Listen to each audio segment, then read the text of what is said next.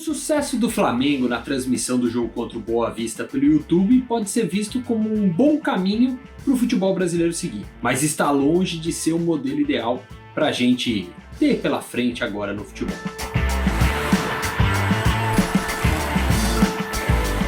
O Flamengo conseguiu 2 milhões de pessoas vendo simultaneamente um jogo que não valia absolutamente nada. Palmas pro Mengão. Mas será que você vai conseguir fazer com que essa seja a realidade no dia a dia, nos jogos em sequência, quando a gente tiver o futebol normalizado e tendo jogos e concorrência de bons eventos a todo tempo? Essa é a grande pergunta que precisa ser feita para frear um pouco essa empolgação inicial. O Mengão conseguiu quase R$1 milhão com a venda de ingresso, uma grande sacada que o clube teve ao falar para o torcedor o seguinte: esse jogo vale o ingresso? Quanto é que você quer pagar? Serve como uma forma do clube passar a ter mais ou menos uma mínima ideia de quanto pode vir a cobrar para um eventual pay-per-view dos jogos que ele transmitir dentro da sua própria plataforma. Agora o problema é o seguinte: será que tanta gente assim vai estar interessada em comprar? Mais do que isso, será que o próprio anunciante vai ter interesse em estar sempre, com uma certa regularidade dentro dessas transmissões? Essas são perguntas que o momento atual específico da pandemia encobrem um pouco uma realidade. Faz mais de 100 dias que o torcedor não vê o Flamengo jogar, ou melhor, nesse campeonato carioca só um jogo foi transmitido e mesmo assim, junto com a Globo, na Flá TV, também não valia nada. Então não dá pra gente saber qual é o real potencial de negócio dessa história, deu pra ter mais ou menos um cheiro.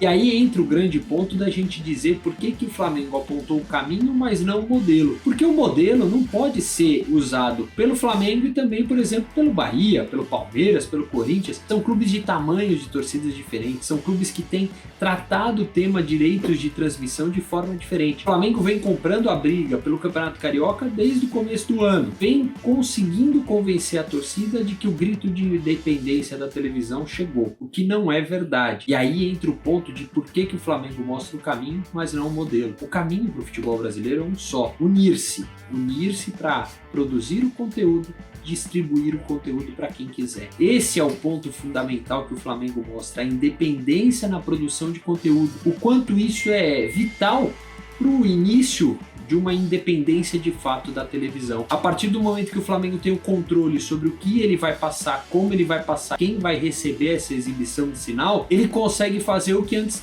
todos os clubes, todo o esporte brasileiro delegava para as emissoras de TV. Elas entregavam para a TV essa função, quando essa função é primária dela. É primária da entidade esportiva. O futebol americano, o beisebol, o basquete, enfim, o esporte americano sabe disso desde sempre, desde que foi inventada a televisão. Quem produz o conteúdo ou quem é o dono do conteúdo é o esporte. Quem produz de fato, tanto fez, tanto faz. Mas quem é o dono desse conteúdo é o clube. A Globo não pode passar qualquer reprise de competição envolvendo a FIFA ou até a Conmebol.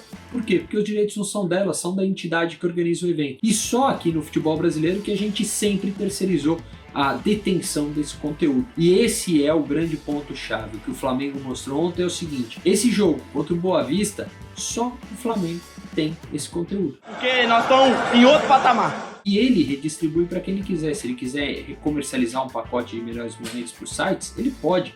Se ele quiser produzir um clipe e transmitir esse clipe mundialmente e vender isso, ele também pode. Essa é a chave, você deter o conteúdo. E o que os clubes já estão empolgados, os torcedores nas redes sociais, de que agora se mostrou um caminho, agora esse é o modelo, a gente botar para vender, buscar patrocínio para as transmissões. Gente, calma, a gente precisa primeiro ter todo mundo falando a mesma língua, porque o maior entrave que a gente vê acontecer é o seguinte: imagine isso num campeonato brasileiro, você podendo vender seus 19 jogos para quem você quiser, ou pior, você resolve fazer um pay-per-view próprio, e aí você só pode vender os jogos do seu clube, você não pode colocar mais nenhum outro jogo dele fora de casa nesse pacote. Qual é o benefício disso? Eu, como torcedor, vou querer comprar o pacote do jogo em casa ou eu já vou direto no estádio? Então são questões que a gente ainda tenha muito a evoluir. Mas uma coisa é certa: enquanto a produção do conteúdo for do clube, a independência fica cada vez mais próxima. O NBB, o basquete brasileiro, fez isso em 2014, começou a produzir o próprio conteúdo. Hoje é a única liga esportiva do Brasil que tem mais de uma empresa de mídia, né? 6 empresas de mídia transmitindo todos os jogos da competição. Não tem nenhum jogo que não seja transmitido em alguma mídia e com isso já se fatura mais em TV e obviamente mais em patrocínio. Parece que só os dirigentes do futebol brasileiro não querem ver o sucesso do basquete ou acham que o basquete é pequeno demais para mostrar o caminho para eles.